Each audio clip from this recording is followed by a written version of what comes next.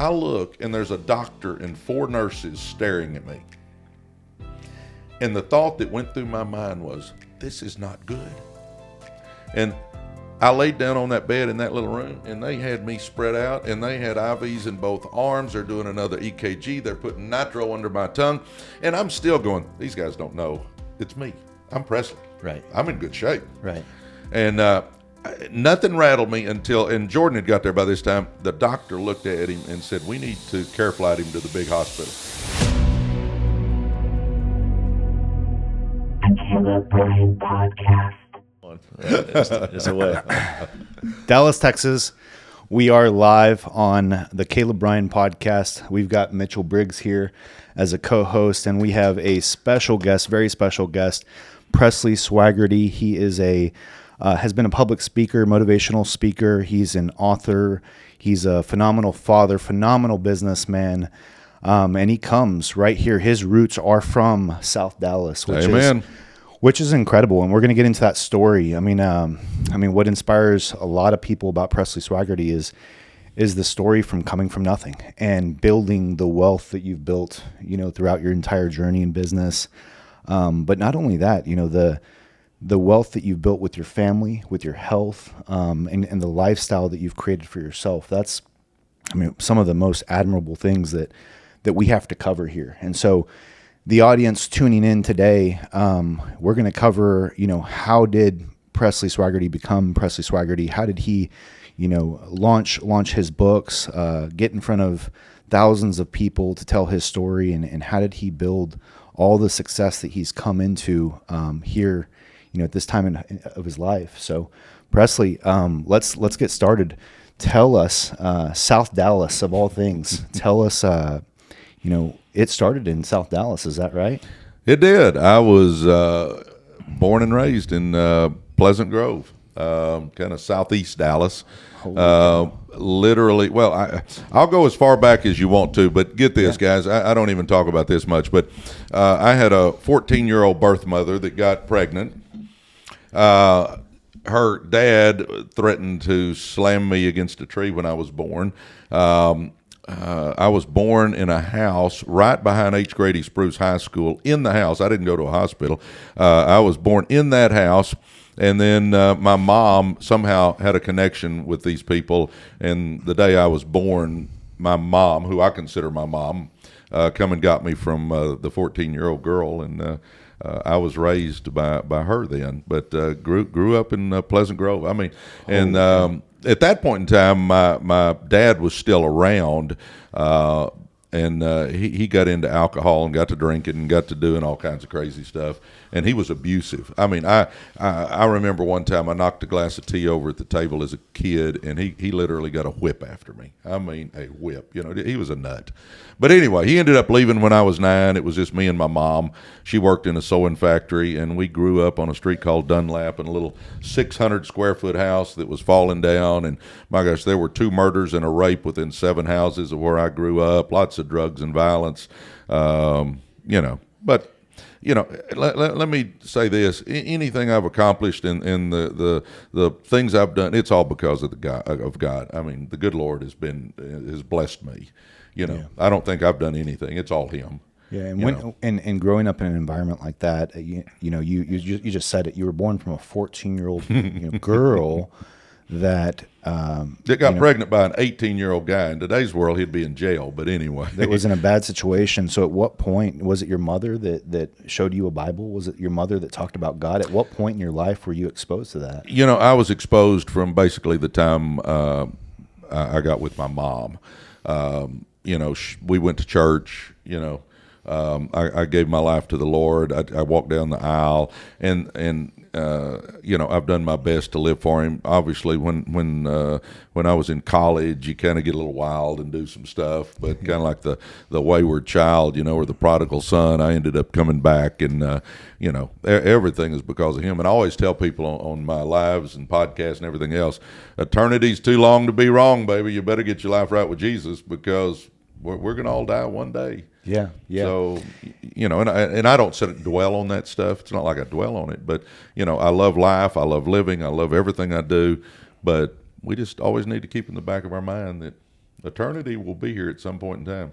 Yeah, and tell us a little bit about who the child Presley was. You said that you grew up in Pleasant Grove, and for those that don't know, that are not from the DFW area, Pleasant Grove even today is one of the roughest neighborhoods in South Dallas. There's no doubt it is one of the roughest neighborhoods in South Dallas. If you come from there, you know exactly what we're talking about.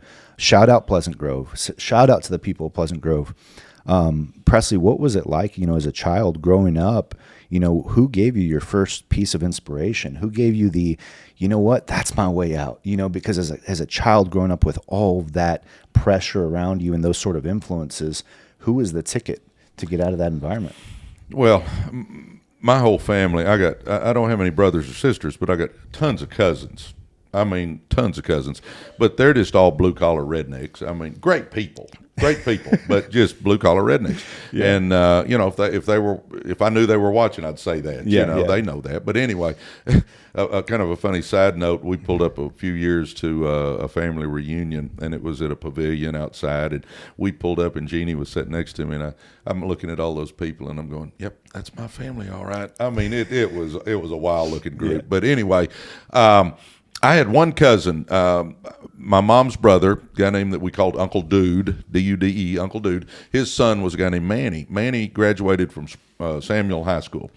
Well, you say, well, so what? Everybody graduates from high school. No, not in my family. Most people didn't graduate. Manny graduated. Then he went to the University of Texas, graduated. Manny went on, and by the way, the first time I had ever been to a graduation, put the hat on, the funny little tassel thing, yeah. I didn't know anything about it. My mom had an 8th grade education. We didn't talk about education, but got to go to high school and watch Manny graduate. Man, that was kind of neat. I was just a little kid.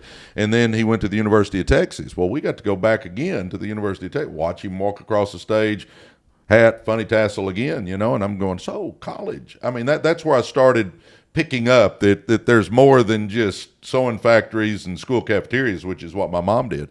And Manny became my role model, and it got to the point where I hung out with Manny all the time, as much as I could hang out with Manny. I mean, Manny was just different. Right. I'm a kid. I don't really know why or what, but Manny was different, and he always had money, and he always drove BMWs, and he lived in nice houses, and I mean, it was just a different deal. I mean, I remember this will answer your question real quick. I remember I would hang out at Manny's house during the holidays. Loved Christmas because it was decorated and food and presents. And, oh, man. I learned, though, that when they got the PJs out, it was time for me to leave. I mean, I got smart enough to do that as a kid. But anyway, I can remember this one, I think it was a Saturday, and I'm over at Manny's house, and Christmas is right there. And they get the PJs out, and it's time to leave. And I walk out and come down the sidewalk. He lived kind of up on a little hill, and I'm getting in my car, which was for the young folks who won't even know what this is, but it was a 62 Ford Galaxy. Yeah. It was a boat, a beat-up boat that I think I paid $200 for, but it was my boat.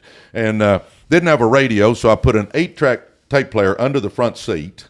And the dash was all cracked up, so I cut me some blue shag carpet and glued on the dash. Blue shag. I mean, nobody even knows what blue shag is, but I glued that on the dash. And if you can envision me driving, and Creedence Clearwater Revival was my group. Man, I love Creedence. So I would shove an 8-track in there, be driving down the road with the 440 air conditioner going. But anyway, that was me. Blue shag carpet, Creedence, just beat old car. But anyway, this one day I get in my car, and I'm sitting in front of Manny's house, Mitch, you and Caleb, and I'm a kid. I don't know what a role model is, but I remember sitting there, and I'm fixing to go back to 8724 Dunlap Drive where people are getting raped and murdered. And I'm holding that wheel, and I mean, I got white knuckles. I mean, my mind is spinning as a kid, and I remember looking back going, I want to be like Manny. Manny's who I want to be like. Yeah. And it hit me right there that he was the man I wanted to be like. And, obviously I drove on home and life went on. But I remember that moment that I was thinking, I want to be like Manny. And it was a few years later that, I went and told Manny. As a matter of fact, he's in my books. I talk about Manny all the time, that he's my role model. He's the guy that showed me that somebody from our family could make it. And I'm sitting here talking to you guys because of a guy named Manny Carter. And a gentleman that's a few years older than me, still amazing, and I hung out with him all I could. I mean, to this day, I love hanging out with Manny. He's still around. So that's incredible. and you move on. You move on through high school with this mindset. Now you've got some inspiration. You've got influence in your life. Talk about the levels that you start climbing. From high school and how your mindset shifted. And sort of how you started growing from that environment that you came from, how you left the environment and became a new man. Yeah, Manny was my role model. Basketball is what got me through, though. Loved basketball. I mean, loved it. Obviously being 5'11", I should have picked baseball or something. But I mean, I didn't have a dad to guide me like I did Jordan, my son. Right. I love basketball. Basketball is what kind of kept me on the straight and narrow because obviously I was around drugs all the time. I'm not saying I didn't drink a little bit, but I didn't do the drugs, and I could have so easily, and that was just God. I mean, the good Lord just kept me safe. But basketball, I wanted to play, so I knew if I got in bad trouble that he'd kick me off the team, the coach would. So I kind of hung in there. And then when I got out of school, basketball was really the only positive that I'd had in my life where I grew up. I mean, literally. So I think, I'm going to become a coach. Because my coaches had huge influences on me, and I was blessed to have good coaches, good people as coaches. And so I went to the University of Texas at Arlington, went to UTA because I could commute. I'm commuting from Pleasant Grove to UTA, so an hour a day, back and forth. But it was cheaper than me getting an apartment. And Mom, as working in sewing factories and stuff, she didn't have any money. So I got some scholarships and some grants, and I worked all the time, and I got through. Man, I got my degree. And went out to I went to a buddy's house of mine, and a coach from Lakeview High School was there, and he said, "Hey, we're looking for somebody." And so I went out and interviewed and got the job at Lakeview, literally right when I graduated, and started coaching at Lakeview, and I was there for 16 years. Wow. 16 years at Lakeview High School. You started to say something. JV. I started off as get this, my first year, the only thing that was open was football. So I was offensive line coach for the freshman team, and I'm coaching track. Bottom of the bucket. Oh, man. Bottom of the bucket. I'm at the bottom. Freshman football line coach and track. Only I had the field events. Well, I'd run some quarter miles and stuff. I could teach. I'm out there teaching guys how to put the shot and pole vault, and I've never done any of that in my life. Talking about reading books and asking questions, and I mean, I was doing everything I could. But anyway, I got through that first year. By the way, one of the highlights of my life, my freshman team, me and a guy named Robert Shelton, called him Pick. Me and Pick were the two coaches of the freshman team, and we went 9-1. 9-1 freshman team, and the last game of the year we won it, which clinched the district championship for us. And my linemen carried me off the field on their shoulders. And I'm a basketball guy, but to this day, that's probably the highlight of my life. I felt back then it was Tom Landry days. I felt like I was Tom Landry coaching the Cowboys. Man, I'm getting carried off the field. But anyway, after that, the JV job opened up in basketball. I switched to that, and then a few years later, the head job opened up, and I ended up being the head coach there at Lakeview for several years. So. Wow, that's kind of how that went. And along the way, my entrepreneurial spirit, I was buying houses and flipping them and doing everything I could to make money, because you don't make much money as a teacher. You ever win a state championship? Nope. We won by district a couple of times, but that's the best I did. Where I was in Garland, if you won by district, your next foe was in Dallas. Gotcha. And the 2 years that we won by district, we played Kimball. And my first year we lost by 4, and then I think we lost by 5 or something. We gave them the best game they had, and they went on to win state both years. Do you miss coaching? For the first couple of years I did. But at that point in time now, Jordan, my son, and Sarah Beth, my daughter, they started playing the Pee Wee and the Little League and all that stuff. So I transitioned over and just started coaching them, which that's where I got it. And so at what age did you start your family? I was 26 when I got married, and I was 30 years old when I had Sarah Beth, and then 31 or 2 when I had Jordan. Yeah, and at what age did you mentioned you coached for a long time, and most coaches, you look all over the world, most coaches don't start dabbling in flipping homes or, building wealth.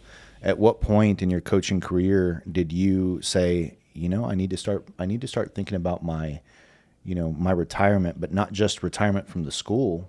I need to start thinking about building wealth for myself. I've always had that burning desire in my butt, guys, to be somebody. Because I grew up. Now, understand, when I grew up, guys, I want y'all to understand this. I wasn't wearing the nice tennis shoes. I was wearing crap. I had raggedy clothes. I needed braces back then, but my mom couldn't afford it, so I had bad teeth. I was in my 40s when I got braces. Can you imagine? I'm 40-something years old running around with all the silver in my mouth. But anyway, it was just a different time growing up like that, and no money, and for whatever reason, I just had something inside me that I just felt like I was going to do something. I just had that spirit in me that I'm going to make something happen. Right. And we started a company called the Property Line, and we would buy houses, fix them up, sell them. Man, I can roof a house. While you were coaching? Yeah. Oh, at night I'd go, weekends. This was your first venture while you were outside of coaching. This was my first venture into, my gosh, I remember we sold the first house and made like $6,000. Well, I understand this is back years ago. Yeah. That was like, man, that's a quarter. That was like 3 or 4 months of pay, and I'm going, hey man, I'm rich. Yeah. But we just kept going, and I've probably flipped 100 houses now. Did a friend call you, or did you seek this idea and say to yourself, I've got this idea, let me find a partner? How did that transpire, that first venture? Me and a buddy named Max Fincher, who basketball buddy, he and I are still close friends, but I just said, hey, I need some help. I don't have enough money to do this. You want to do it with me? And we bought 2 houses, and we flipped one without touching it and made $1,500 and thought we were doing it. And then we took that $1,500 and used that to kind of fix up the other one. But I was on top of that house roofing it. I mean, I can do tape and bed. I can do it all, man. I don't do it anymore, but I could, Yeah.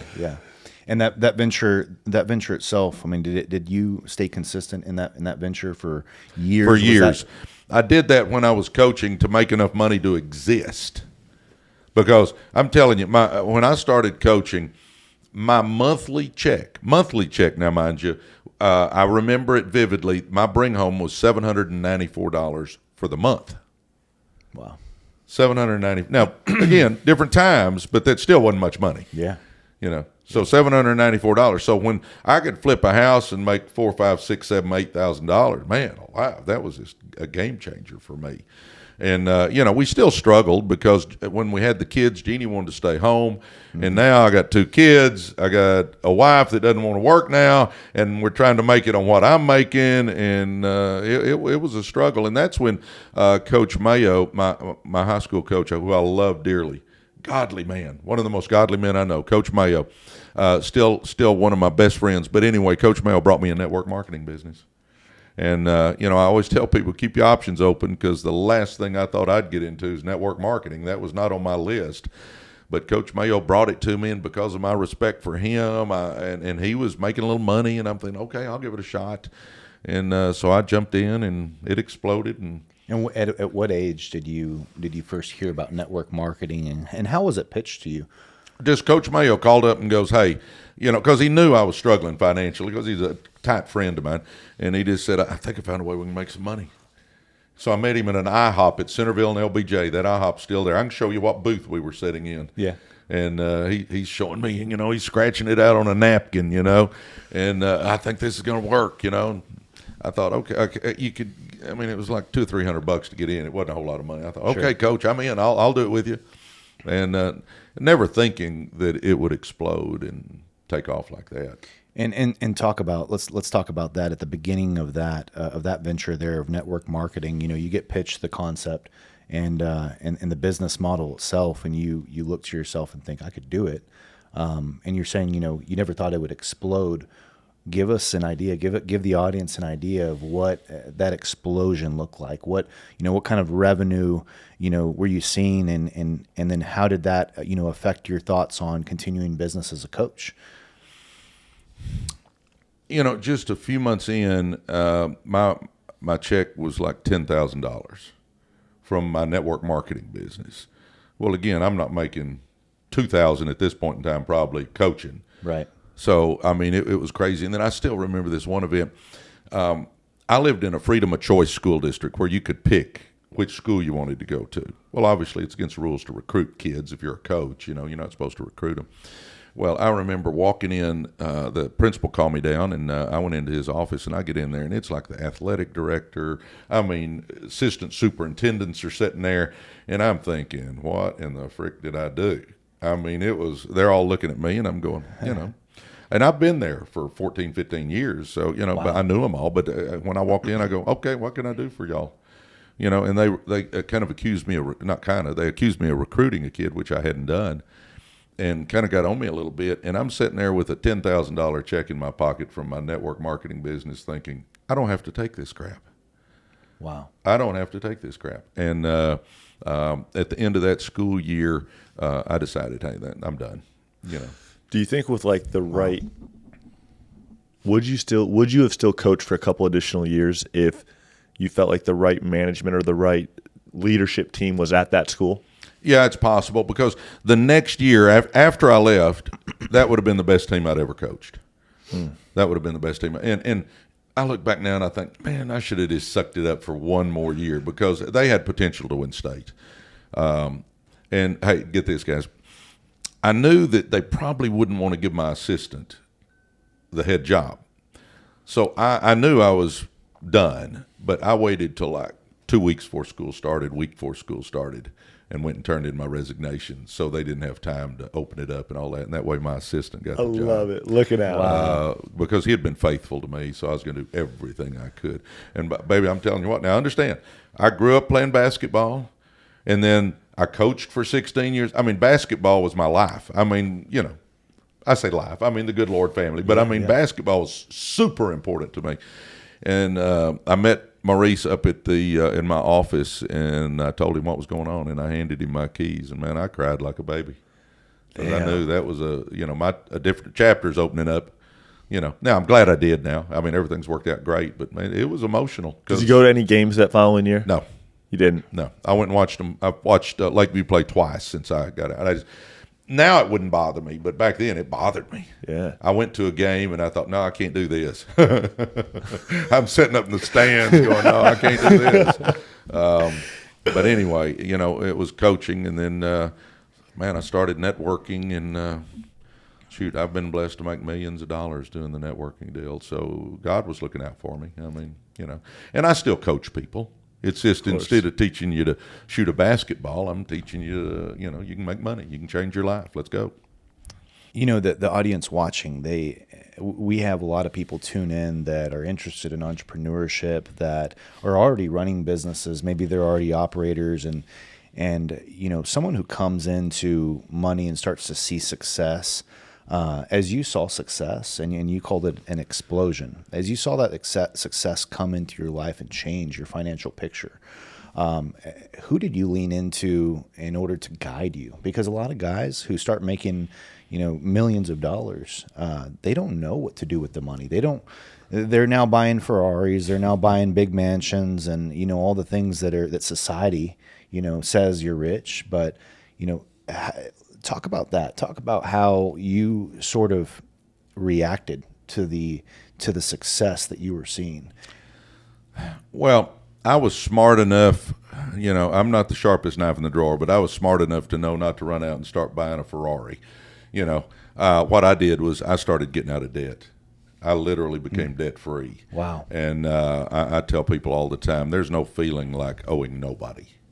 That is an amazing feeling. Amen. So, I started doing that, and then we moved from the house we were in into a much bigger house and stuff like that. But, even today, and you've been out at my house, I don't get cars that depreciate. I get cars that appreciate. I get muscle cars and classic cars that I can have fun with, I can enjoy, but they're going to go up in value. They're not, I'm pretty frugal when it comes to that. So, I still watch what I do. But Manny's always been a big example of mine.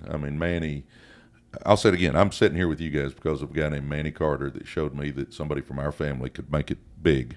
Wow. And I wouldn't be here if it wasn't for Manny. Yeah, and the impact on your family too.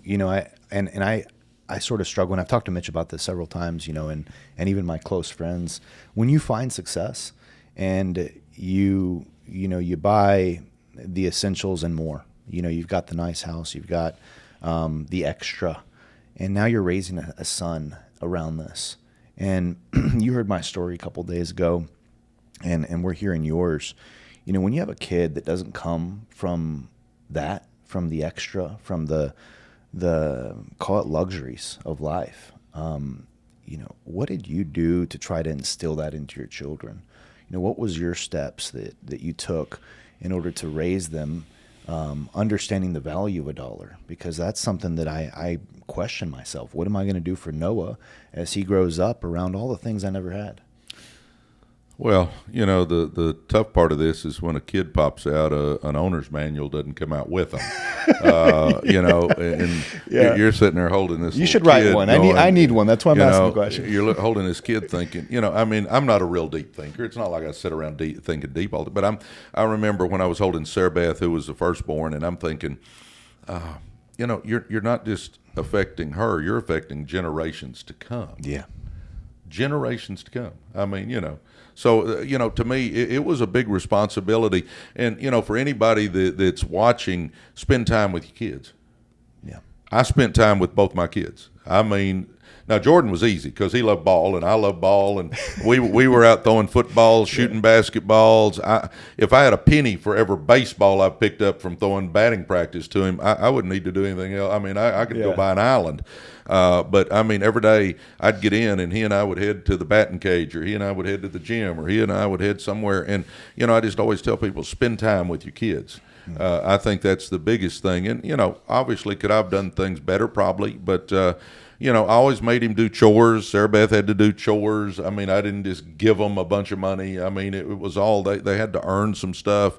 And, I think they saw how we were, that we weren't just running around buying, crazy stuff, even though we could. We didn't do that, So, I think so much today, people have a kid and they don't have anything to do with them. And, playing dolls wasn't my thing, but I was down in the floor playing dolls with Sarah Beth all the time. And now I look back, Sarah Beth and I have a great relationship. Jordan and I are best friends. Even when he was playing for the Cardinals, he'd be standing there with Albert Pujols, and I'd come by and talk to him a little while, and I'd start to leave, and he'd always go, "Love you, Dad." It didn't matter who was around. To this day, this morning when he headed back to Calgary, "Love you." We don't get off the phone without saying "I love you." Same way with Sarah Beth, and it's that relationship. It's not give a kid some money. I always tell people, give them half the money and spend twice the time with them. Wow. I like that. Yeah. It's all about that. It's all about, and I watch Jordan now, and Grayson, the grandson, Jordan's doing him just like I did. He's with him all the time. I say all the time. Jordan works hard, but right. He's not doing a lot of other stuff. He's spending time with his kids. Right. And it's all about spending time with your kids, guys. And was that a big transition for you? One of the biggest sacrifices, obviously, as a coach, you're giving your time, because you're required to the school, right? And as you start to make some income from the network marketing, and it starts to become residual, and you're starting to see checks that are bigger than ever and replacing your salary that you currently have at the school, you're thinking to yourself, now, if I decide to step away, I now have time with my children. And I bet you that was a big influence to that decision. Well, I didn't go into it, but, obviously I had the big check in my pocket and they hollered at me, which I didn't like. So that was kind of the thing that pushed me. Mm-hmm.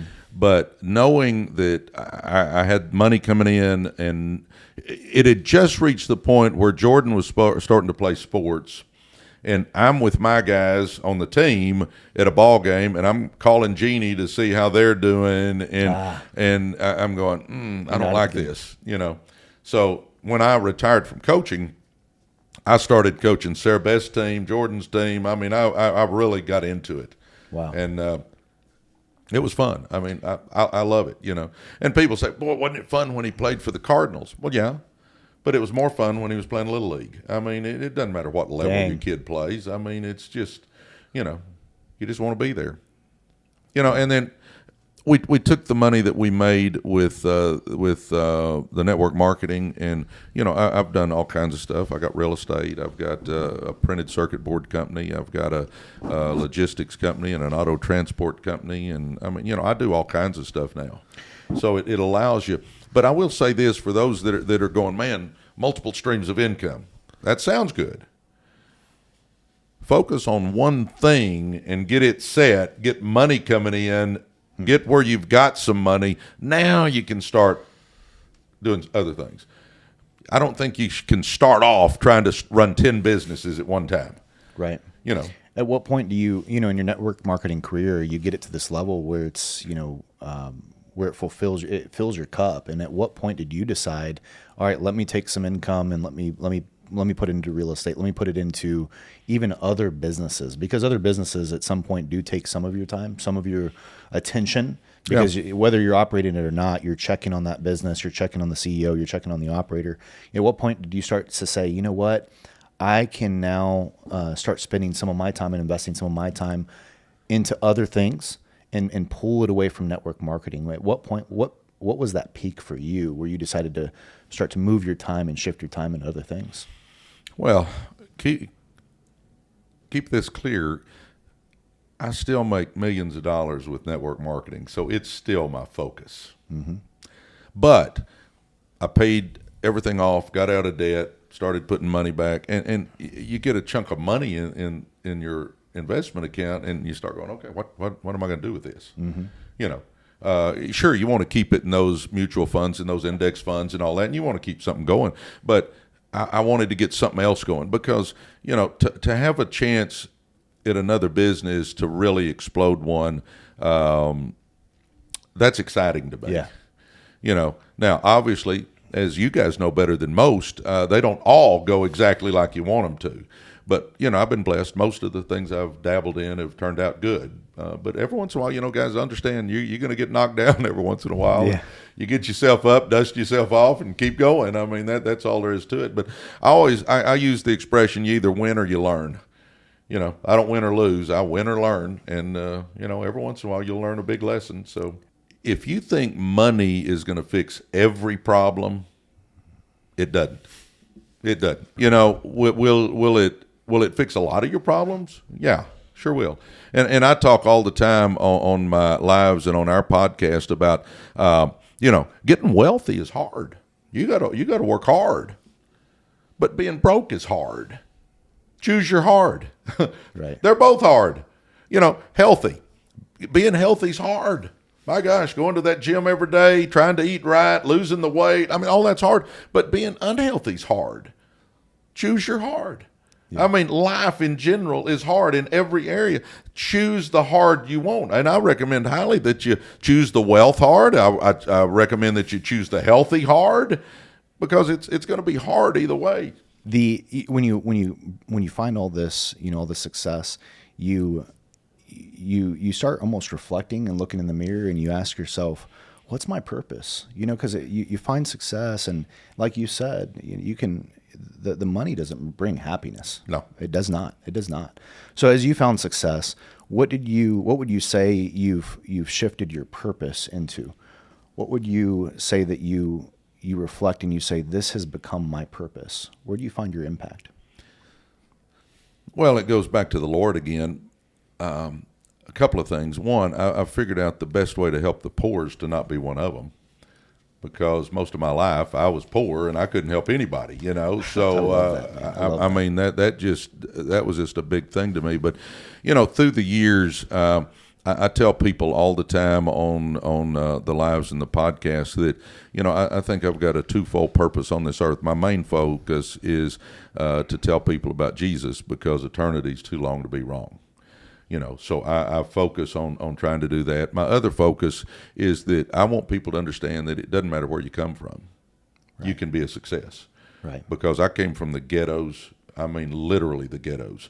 And if you look at my resume, came from the ghettos, was a school teacher for 16 years.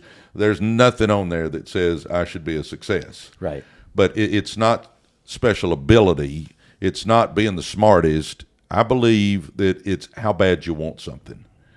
And I had that fire inside that I wanted to be somebody, and I was willing to do what it took to get there. And I think that is such a key for all of us, is that if you want it bad enough, you'll figure out how.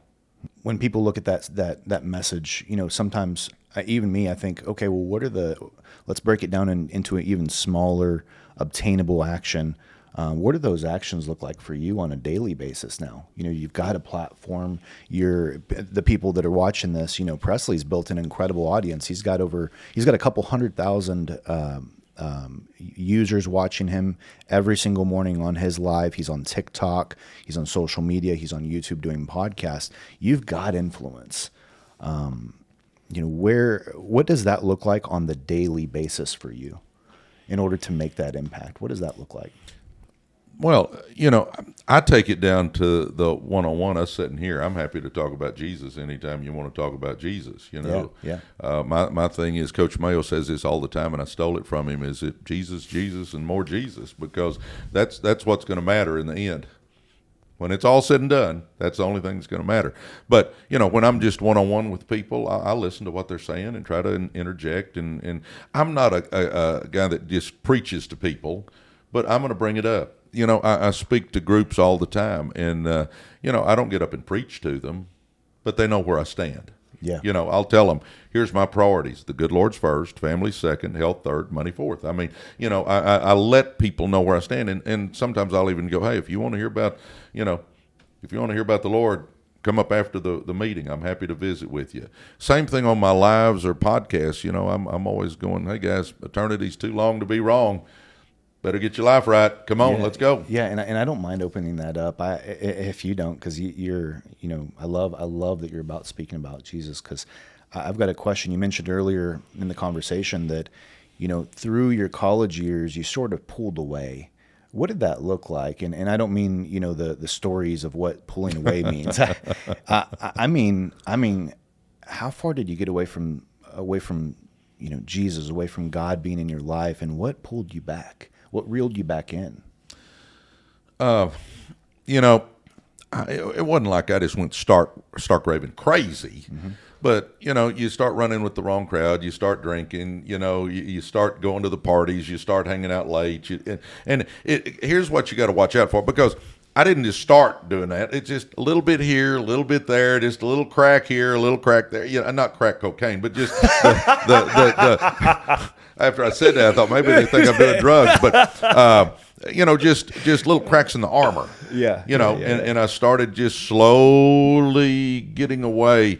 And I just remember I went to church one time, and they were talking about the prodigal son and how he ventured away, and when all his money was gone, all his friends left him, and he's there with the pigs eating dried bread and thinking about, I could just be a servant at my father's place and do better than this. And for whatever reason, it just hit me that, my gosh, I'm going the wrong way. I mean, it just hit me. Yeah. Somehow it just hit me that I'm going the wrong way. And I got on my knees and asked the Lord to forgive me, that I'm sorry. I'm the prodigal son. I was going the wrong way, but I'm back. And understand this, nobody lives perfect. Right. Nobody's perfect. So don't think you got to be perfect. Jesus will meet you wherever you are. Yeah. But we all make mistakes. I tell people that all the time. My gosh, I still screw up. I try not to, and it's not as bad as it used to be, but we'll all make a mistake every once in a while. What do you? I have a question. Sure. Personally, this is a question from me to you. What action or how do you practice strengthening your relationship with Jesus on a day-to-day basis? Yeah. My routine, Mitch, is I get up in the morning, I stumble to the Keurig machine and get my coffee. Then I get to my desk and I try to read 2 chapters out of the Bible. Then I get on my knees and I pray, because there's power in prayer. You physically get on your knees? I physically get on my knees. There's 2 chairs sitting in front of my desk, like you see a lot of times, and I get out of my chair and I walk around, and I get the one on, as I'm facing out, the one on the left is my prayer chair, and I get on my knees right there. Yeah. And, I pray, I pray for all my friends that need help, people that are sick, people that are lost, people that, and I just get down there and pray every day. Something to be said about that, about getting on your knees, that action right there, because what you're saying is you're not the man. Oh, no, no. You're not. You don't come first. And a lot of times we walk this walk and we think we're banging our chest, we're taking wins in business, we're taking wins wherever, and we're the man, we're number one. It's not the truth. No. It's not the truth. Well, you know, you can get knocked down real easy. You know, 7 months ago now, I try to eat right. I work out all the time. I lift all the time. I run. I still play tennis. But 6 months ago, you know, Jordan and I finished doing a podcast, and we're going to have lunch. And he went in his car, and I'm going to run in the house and grab a couple of things. Then I'm going to meet him there. And, man, my chest got a little tight. And I'm going, I guess I worked chest too hard yesterday. Yeah. That's all I thought, you know. So I go back to what I'm doing. And then about a minute later, my jaw starts hurting. And I'm going, why is my jaw hurting? My jaw's never hurt before. So I literally go to my desk and I Google heart attack symptoms. Tight chest, jaw, or two of them. Holy cow. And I'm going, okay. I'm sure it's nothing. I'm in good shape. I'm sure it's not me. And I go get in the car, and I'm driving towards the restaurant, and something just told me, you need to swing by the hospital. Dang. So Wow. I swing by the hospital, and I called Jordan, and I said, hey, I'm sure it's nothing. I'm just running by the hospital. He goes, running by the hospital? What do you mean you're running by the hospital? I said, well, my chest tightened up, my jaw's...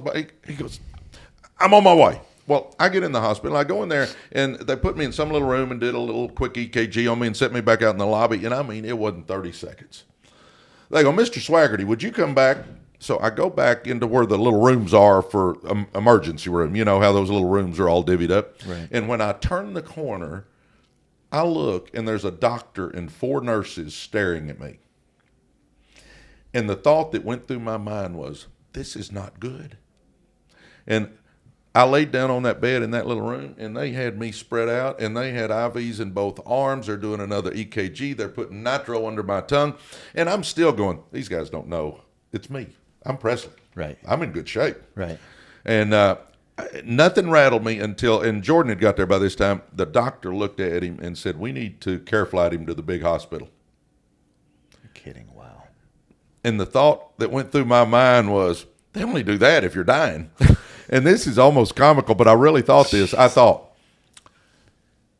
I'd feel worse when I was dying. Because, I mean, my chest's a little tight. Yeah, my jaw's bothering me a little bit. But, I mean, I don't feel bad. Right, right. And anyway, I got to the other hospital, and I'll shorten this story down. But the cardiologist met me at the door. And we went in, and They care flighted you? well, they couldn't get a helicopter there in time, so they put me in the back of an ambulance and drove with the sirens on 100 miles an hour, me bouncing around like a basketball in the back of that thing. But anyway, the cardiologist, they literally slap another EKG on me as I'm coming into the emergency room at the big hospital. And he goes, I don't think you're having a massive heart attack. He said, we need to run some tests, though. So they started running a bunch of tests, and he said, okay, I think you're stable. I think you're going to be okay. In the morning, this is a Jesus deal right here. He goes, in the morning, we'll do a stress test. Well, here's where the Jesus deal part of this one comes in, is that about 6 a.m., my nurse comes into the room, and he goes, they're coming to get you to take you to the cath lab. Well, the cath lab's not where you do stress tests. Cath lab's where they cut you in the groin and run a line up into your heart. And I'm going, that's not what the doctor said.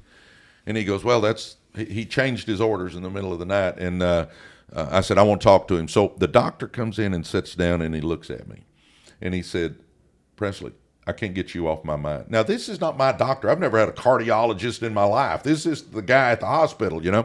He goes, I can't get you off my mind. He said, none of your tests look real bad, but something's just not right. I feel like we need to do this. He goes, here's how much I believe in this. I canceled all my appointments at the office this morning to come do this. I said, Doc, you feel that strong? Here we go. Wow. So they did that. He gets in there. I had 100% blockage on the right side on one of my main arteries there. And Wow. obviously they put a stent in, and he comes back afterwards, and he said, you know, I knew something just wasn't right. And but he said, you're not normal, Presley. And I said, what do you mean? He goes, usually if a guy's got 100% blockage, they can't walk up a flight of stairs. He said, you're still lifting weights and playing tennis. He said, you got a 70% blockage on the other side. He said, the rest of them are clear. He said, ordinarily I'd say wait, but he said, you don't seem to have symptoms, so let's go in and do the next one here in another week. So they went in and they did all that. But now, bottom line, I'm okay. But my whole point with that story, and that was 5 minutes to tell a quick story, is that you never know. Yeah. I mean, I could have died. Yeah. And that hit me right there that, man, I could have died. You know, if that had been the left side on the Widowmaker, I may not be here talking to you guys, Yeah, you know. yeah. So it was an eye-opener. And I still remember when that doctor looked at Jordan and said, we need to care flat him. I mean, first time I felt I kind of tightened up a little bit. I'm going, this ain't good, you know. But, you know, the whole point of that is we've all got to understand that we're one phone call, one car wreck, one heart attack, one, you know, you just never know. Yeah. Yeah. Walk with meaning, understand what's valuable in Yeah. life. And you figure out real quick, I'm telling all of us right now, there's billionaires right now, billionaires that would trade places with us in a heartbeat Right. because they're laying on a hospital bed right now with something that they don't know if they're going to get over. They'd trade all that money in a heartbeat for health. And that's why I always tell people, good Lord, family, health, then money. You know, Zig Ziglar used to say, he goes, money's not the most important thing, but it's up there real close to oxygen. You know, I mean, money is important. I'm not saying it's not, but it's not the most important thing.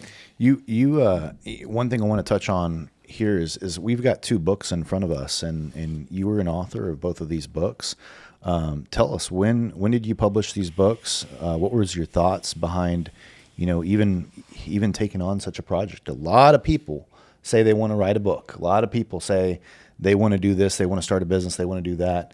You did it. You did it with these 2 books here. So when did you publish these books? What's the information inside these books? Well, Millionaire by Halftime, How to Win with Network Marketing. People were all the time going, how do I make this network marketing business work? They're asking me questions all the time. And I thought, why don't I just write a book and hand them a book?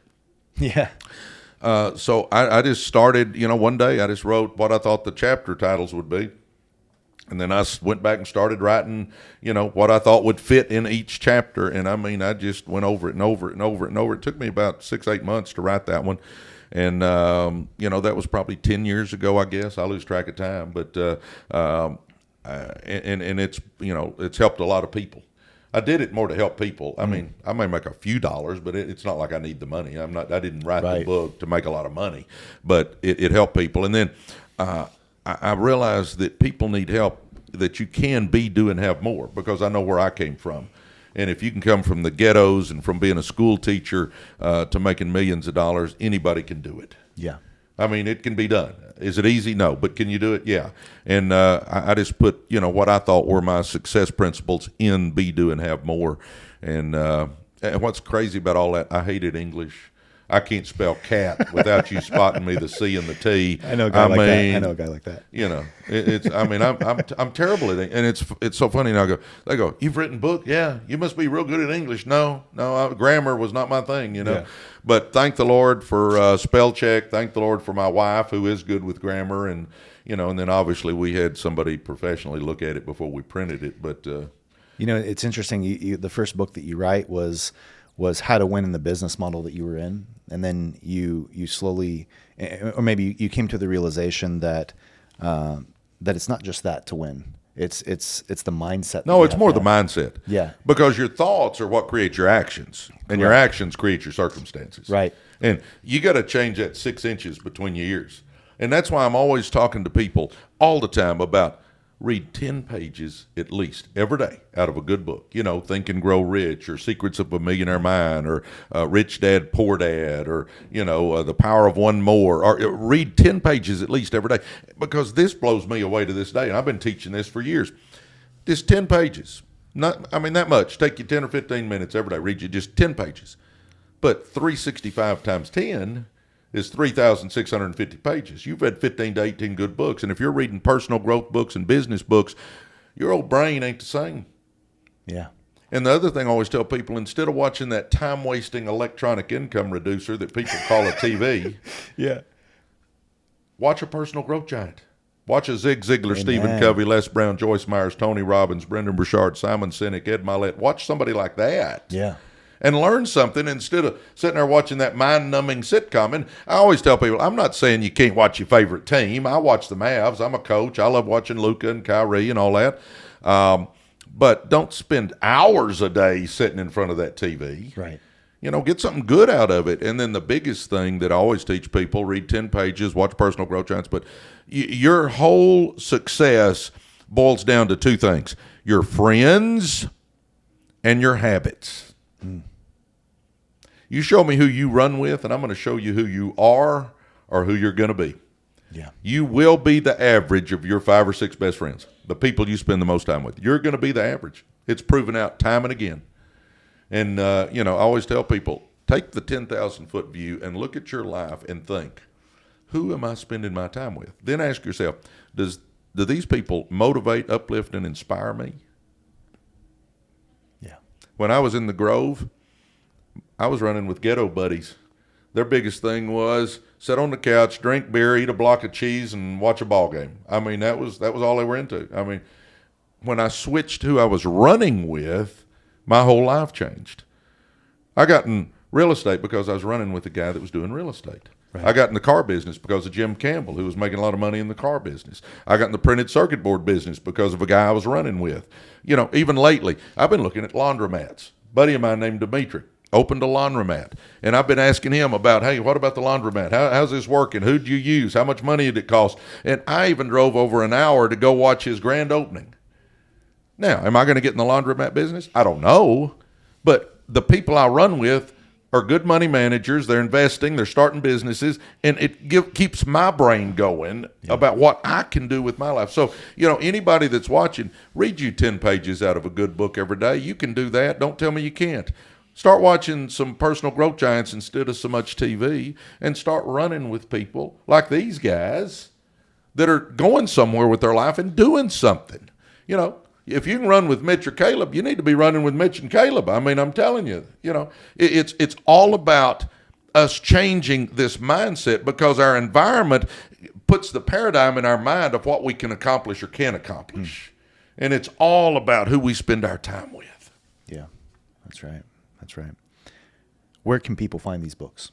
Just PresleySwagerty.com. They can find pretty much everything about Presley Swagerty. Hey, they can read my bio. They can read everything they want to know about me. And, here's a tidbit. Here's something. These guys I know, they're the real deal. They have made the money. They've built the businesses. They're the real deal. You need to be listening to them. But here's my word of advice. Only take advice from somebody that has what you want. I've seen so many people, they'll come up with a business idea and they'll run to broke Uncle Harry.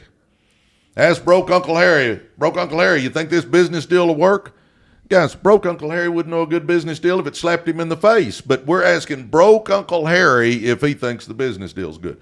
Yeah. Only take advice from people that have what you want. If somebody has the lifestyle you want, if they have the money you want, if they have the business knowledge you want, then ask them.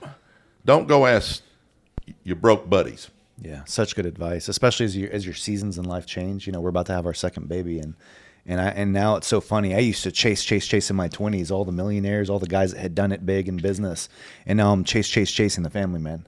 I'm chasing the guy who's taught his son about Jesus, who's had the deep conversations of life, and has cultivated good family at home. It's funny how your seasons change, but you're right. Take advice from the people that you want to be like, you want to live like, the lifestyles that you see people living. Take advice from them. You're absolutely right. My theory too is, if you're negative, my legs still work, I'm out of here. I'm not going to hang around negative people. Yeah. Life's too short for me to run with negative people, because it's next to impossible for you to be positive if you're running with negative people. And I just tell everybody, watch who you run with. And, there's a website called meetup.com, MEETUP, meetup.com, that'll list all the clubs and organizations and BNI groups and networking groups and all that in your area. You can just type in meetup.com, you can put where you live, and it'll pull that up. If you don't think you got any friends that are on the right road, go join a couple of networking groups. Wow. I mean, change your group. I mean, if you can't change your friends, then change your friends. I mean, come on. Yeah. It's funny you say that because I'm sure people are watching. It's like, well, how do I meet this guy? Yeah. How do I meet someone that's doing something completely opposite of me and get in the same room as them? You Well, know? and get this, guys. You can indirectly run with Mitch and Caleb. Watch their podcast all the time. You're getting the good stuff from them. You're indirectly hanging with these guys, and that's why I say, Zig Ziglar, Stephen Covey, Les Brown, Joyce Myers, Tony Robbins, if you're watching them on YouTube, you're indirectly hanging with them as you're looking for people in your daily life to run with that are going somewhere. And understand, somebody doesn't have to be a success yet, but we know they're on the road. I mean, come on, guys. We know winners and we know losers. I mean, come on, let's get real. We all do. And when I say loser, I don't mean necessarily a bad person. They're just not on the road to success. They're not going where I'm wanting to go. And the habits. I'll say this, and then I know we need to wind up pretty soon. But your elevator, let's say you're on the success elevator, and success is up here. Here's what we got to understand: we're going to start down here on the ground floor, and it's us and our buddies. We move up a floor, a couple of your buddies are getting off right there, and a couple other people you don't even know are going to get on. And then we go up another floor, a couple of your buddies are going to get off right there. A couple of other people are going to get on. Yeah. Next floor, couple off, couple on. When you get up here to the success level, you're lucky if you got one or two of your buddies still with you. Most of these people up here are going to be different. The pressure is different at the higher elevation. It's different, and you're going to get people off and on every level. And when you get up here, you're lucky if you got one or two of your buddies with you. I've been blessed. I got a couple of my buddies that moved up the ladder with me. But just understand, you're going to have a whole different group of friends. Now, I'm not saying those people that you used to know that you just kick them out of your life, but they're not on your inner circle anymore. They're out here. And do you still love them? Yeah. Do you still talk to them every once in a while? Yeah. Do you spend all your time with them? No. No. I can't spend my time with this group. Right. Guys, we're going to wrap it up. This has been incredible, Presley. You're an incredible person, extremely influential for all the right reasons. Your impact has been high, and you've blessed a lot of different people. I know that personally. I know what you do with your time, and it's really admirable. Guys, with Presley here, where can people get a hold of you? We know that you're all over the place, but I hear that every day you're dropping these dimes. Where can they see you? Well, we do a live just about every morning, about 6:30 to about 9:30 on TikTok, and it's called residual.earners. And I mean, it's there. And Jordan, my son, has got residual.earners.shop. And that's our two accounts on TikTok, and we have been blessed to have lots of followers come on. And every morning I'm giving advice for 2 or 3 hours on there. So it's been a blessing. If you want to read about me, just go to PresleySwagerty.com. I always tell people my mom didn't love Elvis. That was actually my grandmother's maiden name. Presley was. So I may be kin to Elvis somehow because that was my grandmother's last name. But anyway, and then I tell people I had swag before swag was popular. PresleySwagerty.com. But anyway, that's how you can find us. And then we've got a podcast that, by the way, here in another week or so, this guy's going to be on. He came on, and we filmed him a couple of days ago, and I'm excited about that. Yeah, but good. It's Residual Earners as well, and we're on Apple, Spotify, YouTube, all the places you can get a podcast. I'll put the link right here for y'all to click on and y'all to look up. It's been real. Presley, this is incredible. I appreciate you guys. Y'all mean a lot to me because y'all tried to help us a little bit in that business that didn't make it. But, like I said, you either win or you learn, and I learned a lot. But, I've made friends with you guys, so that means something. So, yeah. And I'll say this, for you guys that are watching these guys, keep watching. Keep watching. A couple of the smartest business guys I've ever met. And actually, with him, Kelly, his wife, is really the brains behind the operation. But that's the truth. Caleb's good in his own right. Right. Yeah, she's the secret weapon behind the curtains. We're going to wrap this up. Presley, thank you again. Check us out. Guys, comment below your favorite clips. And then, of course, follow him on TikTok, on YouTube. Go check out their podcast. They're dropping incredible information nonstop daily. Thank you so much, Presley. Appreciate it. Thanks for having me.